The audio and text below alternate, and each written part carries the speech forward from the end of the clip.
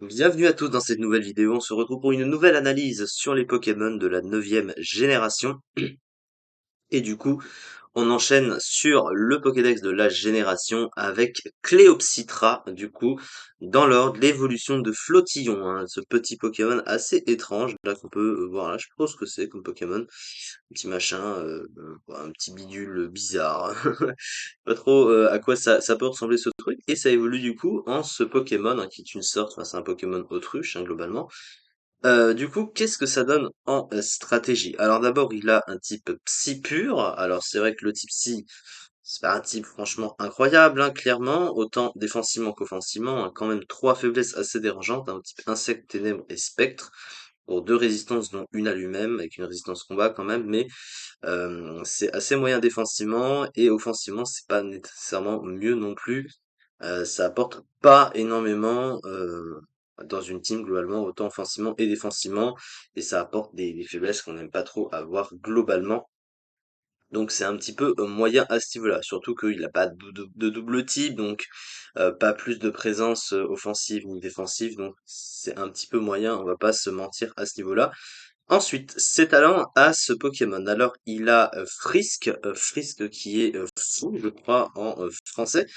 Voilà, qui permet de connaître l'objet donné par l'adversaire quand le Pokémon arrive au combat.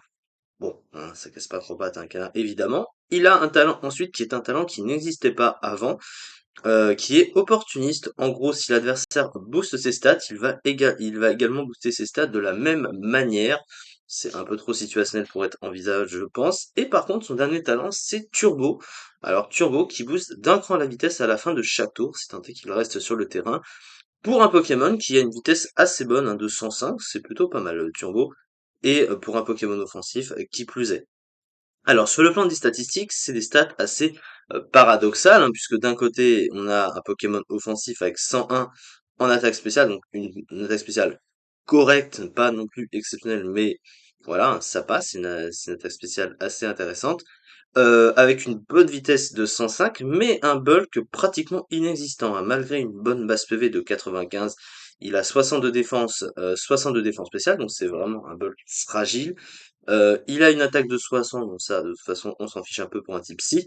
Mais du coup, c'est un Pokémon qui peut pas vraiment venir sur les coups de l'adversaire. C'est un Pokémon un peu Glass Cannon, même s'il y a des Glass Cannon qui tapent plus fort que ça, bien sûr. Donc un Pokémon rapide qui tape un peu fort, voilà. Alors, on va s'intéresser un petit peu au move pool de ce Pokémon. Qu'est-ce qu'il a à nous proposer? Eh bien, en fait, il a un move pool assez générique de la plupart des Pokémon de type psy. On retrouve à peu près les mêmes moves, hein, globalement. On a évidemment les attaques de type Stavé bien classiques, un choc psy ou psycho, etc., etc.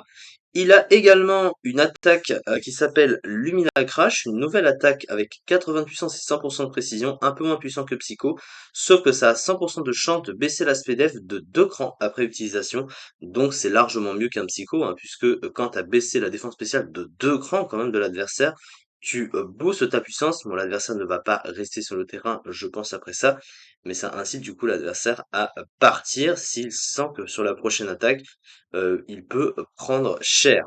À côté, sur le plan des moves de coverage, il a pas énormément de trucs, mais bon, il a quand même Dazzling Gleam pour passer les types ténèbres, c'est toujours pratique. Il a Energy Ball également, et bah, c'est à peu près tout en fait, hein. Il a pas d'attaque feu comme feu ensorcelé, hein, pour passer les types acier. C'est un petit peu réduit, hein, quand même. Il a ballon, donc ça au moins c'est un coverage assez classique des types si. Il possède demi-tour, hein, on le voit, hein, pour au moins pivoter, ce qui est pas nécessairement une mauvaise chose dans ce cas de figure. Il possède l'accès également à atterrissage, hein, pour se soigner, donc ça évidemment un soin, ça mange pas de pain. Il a accès aux écrans aussi, alors les écrans pour un Pokémon fragile c'est difficile à utiliser, mais bon, hein, sait-on jamais. Et à côté, il a accès à Hypnose. Hypnose qui peut peut-être endormir la cible. Ça peut rater, mais bon, voilà, c'est un move de sommeil comme un autre. Voilà, c'est réduit comme il a plénitude aussi, hein, faut aussi le noter, hein, donc il peut aussi se setup comme la plupart des psy, encore une fois. C'est un Pokémon qui est pas inintéressant parce que finalement l'accès à Turbo, si tu peux le placer, ben derrière il est assez rapide, il dépasse à peu près tous les Pokémon du jeu, donc c'est plutôt pas mal. Après, il tape pas assez fort et il dépend un petit peu du boost quand même pour vouloir mettre assez cher à l'adversaire. Et vu qu'il tank pas très bien les coups, c'est un petit peu dommage. Voilà, son placement est un petit peu compliqué. Il a pas un type de ouf, donc je pense pas que ce soit un Pokémon très si intéressant que ça dans le fond. Parce que ce qu'il possède, bah, il a pas assez de choses pour les mettre en valeur, donc. Et puis en plus, il est tombé underuse, il est déjà descendu d'un tiers récemment. Donc, je pense qu'il risque de tomber un petit peu comme la plupart des types C, hein, qui sont assez moyens comme ça.